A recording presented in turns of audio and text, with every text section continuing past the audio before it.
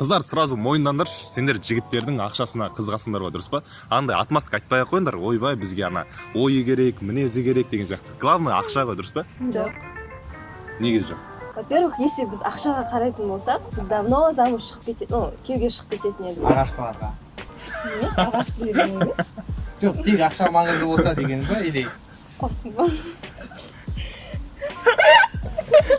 Ағашқаларда жақсы адам ғой, просто картип қойған болды. Дұрыс. Ең біріншіден, ладно, жадыран білмеймін деп па? Не?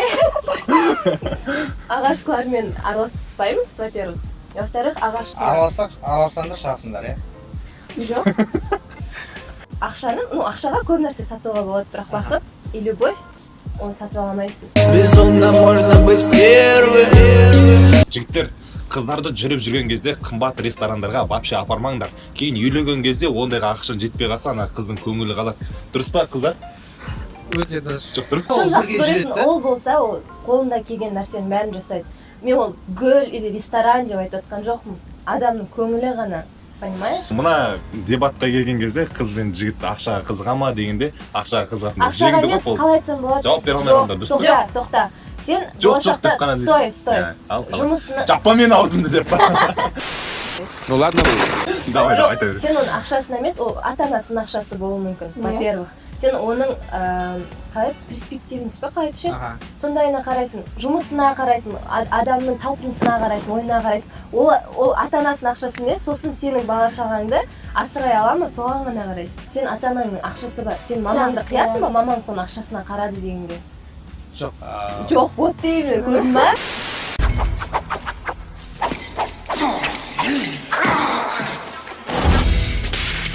Ертең, жоқ, ол жерде қыздардан жазғыруға болмайды. Жігіттерде мысалы қызға қараған кезде түріне қарайды ғой. Ертең бір жерге барған кезде, ертіп жүрген кезде ұят болмасын деп. Қарайды да сондайға. Сол сияқты ертең менің бала-шағамды асырай алама деген нәрсе, ол дұрыс. Мысалы, қыздар да жұмыс істейді ғой, сендер қыздарды былай бүйтіп қойып жатсыңдар. Любой адам жақсы жұмыс істегісі келеді, жақсы жерде өмір сүргісі келеді. Мен де ақша тапқым келеді, бірақ айтып жатырмын, ол не на первом месте. Жігіттер, егер сендердің қыздарың сендерден көп зарплата алса, немесе оның айлығы, оның табысы көп болса, лучше Не стоит үйлерге. Иә, кейін.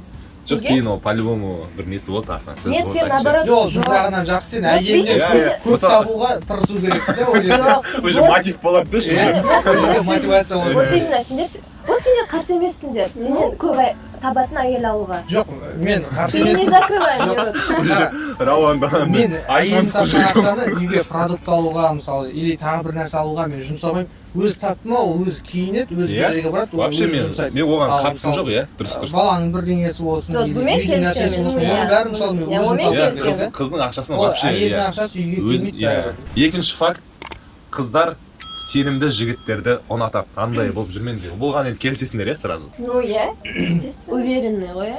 Торымыз болып, мысалға, сезімін айта алмай жүрсе, ой дейсің ғой. Жоқ, рас қой, рас. Иә? Қыздарда екі таңдау болса, ол обязательно шатасып анандай не онша емесін таңдайды да, сондықтан қыздарға вообще таңдауға мүмкіндік бермеу керек. Сразу бүйтіп қолынан ұстап алып кету керек, дұрыс па? Дұрыс па? Алып қашу керек емес па? Сенімді болу керек. Бірақ слишком андай сенімді болып, слишком мысалы қайтсам болады. Қыз бір рет жоқ деді, ладно. Одан кейін настойчивый болуға болады, типа, что типа жаулап алу үшін деп айтады ғой. Но қыз екі рет, үш рет жоқ деді ма, уже болды, иә, түсіну керек. Сенімділік уже тут не при чем, уже хатико болмау керек қой, хатико. Иә, сенімді бол. Күтіп, өмірлеріңді өткізе алмаңдар енді. Жоқ, ол жерде де, мысалы, басқаша мен біреу көрсе, бәрін не деген ақылсынып, дана көсініп кеткен, мал жапшаусынды деген комменттер кетіп жүрмесін астына. Жоқ, артынан жүгірудің де әртүрлі жолдары бар да, мысалы, дайректке, немесе WhatsApp-қа жаза бергеннен гөрі, случайно кездесіп болған сияқты, сен сол адам жанында случайно жүрген сияқты, солай фоллоу алуға болады. Міне, Рауан молодец, красавчик, арыстан. Кім сенің әкең? Видеозвонокпен неге алмайсыңдар, қыздар айтпақшы. Ол түрлері онша өсіп Да, олай емес. Жоқ, солай. Просто видеозвонокпен звондағанда не айтасың мысалы? Ыңғайсызданып қаласың ғой өзіңде. Деп отырып қаласың. Жоқ, если прям честно, видеомен сөйлескенде, ұяласың. Қыздар неге сондай тупидер? дұрыс емес таңдау жасайсыңдар. Бірақ біз именно андай көреді ғой, бізге қарамайтын сондай қараймыз ғой. Қыздар ғана емес, жігіттерге жолға. Ол өмірдің заңы жолда сүйсе біреу сені, сен оны сүймейсің, басқа жанды іздеп, басқамен билейсің. Үйде. Можно быть первым. Қыздар бойға қарайды немесе денеге қарайды? Қайсысы? Рауанға қарай ма, әлде маған қарай ма деген сұрақ. Өзіңе сүйкімді болса болды деп ойлаймын. Мен ұнататын адамның Бойда денесі жоқ дейші.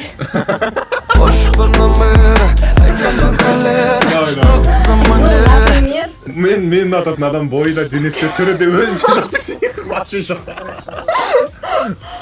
Арық болса, бойы сенен қысқа болса, ана жерінен келетін біреу өзіме болса. сүйкімді болса болды. Сүйкімді, бірақ карлик болса. Сен сияқты ма? Мен сенен ұзынмын ғой. Жігіттің бойы ұзын болу керек па, әлде қысқа болу керек па сендер? Жауап бердім ғой, дене дедім ба болды. Дене? Болды, нормально болды. Денесі Құтылдың маңызды. жаңағы. Денесі маңызды. Качок біреуге. Качок бар ма араларында біреу? Шығыңдаршы мына, келіңдерші мынараға. Алып кетіңдерші мына қызды. Жоқ енді сүйкімді дегеннің бір несі формуласы бар ғой. Түрі примерно мынандай, бойы примерно мынандай, денесі мынандай. Бірдей или менен ұзын. Бойы сенің бірдей, ұзын. Главный қысқа болмау керек, дұрыс па? Мен кездестірмеппін менен қысқа адамды, так что мен айта алмаймын. Құдай сақтасын. Сенен бойы қысқа жігіт кездессе деймін да саған. Сенен бойы қысқа жігіт кездессе. Қарайсың ба? Бірақ качок болса мысалы. Өзің пихать етіп жатыр прям. Сендерден бойым ұзын, мен Колобоктың. колобоктың әйелі бар ғой. Нет. Колобоктың.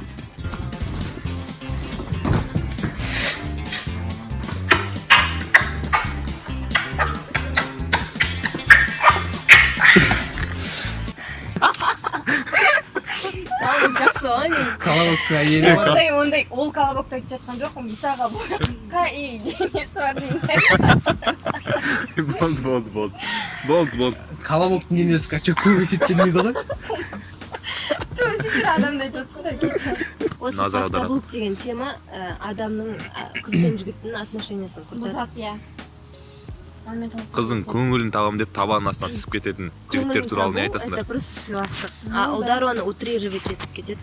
Мысалы, Ой, сен өздерінің подкаблуксың арасында деп. иә солай. Сен А на самом подкаблуксың деле ғой, анау мынау деп. жігіттердің бәрі подкаблук.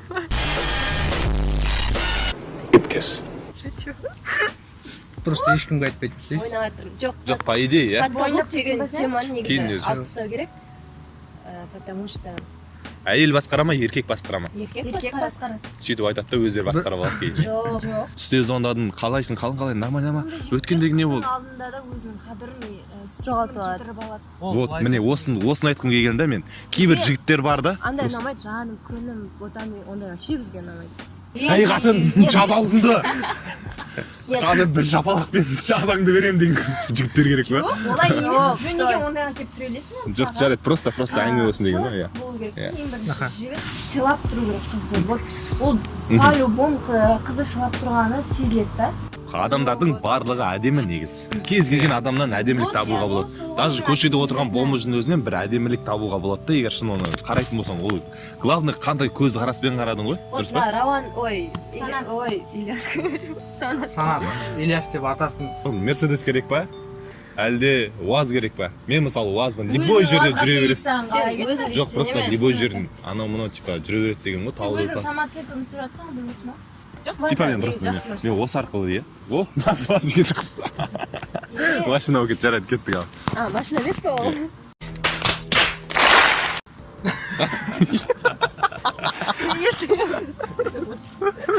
Еще қыздар айтып қояды ғой, футбол жақсы көремін деп, иә. Қазір футбол туралы вообще айтсақ қазір, ё-моё. Жоқ, мен футбол білемін. Шынайы Я, главное, ұлдар шынайы болыңдар. өжетті болыңдар, Сосын торын болмаңдар. верный бол. Адал. Адал болыңдар. Сосын сақал өсіріңдер еще. Керек емес негізі. Жоқ, қыздар жасында тоже. Сақал өсірген ұнай ма, жоқ па, Иә, соны. сақал туралы тоже жазып кеттім. Маған ғана маңызды сияқты ғой сол. Рауанды енді қолдап қояйық. Иә, қыздар, жігіттер, бұл енді біздің алғашқы қазақ контент парақшасындағы алғашқы біздің материалымыз. Егер ұнап жатса, қолдауларыңызды көрсетіңіздер, пікірлеріңіз болса бөлісіңіздер. Қай жер жетіспейді, соны айтыңыздар. Кімде қандай қателік? Мынау мына жігіттің есімі Рауан, Жадыра, Назерке және мен Санат, иә, Санат. Қандай қателіктер болды, соның барлығын айтыңыздар. Біз алдағы контенттерді одан да жақсы қыламыз. Бізге тіркеліңіздер. Қазақша контент көріңіздер.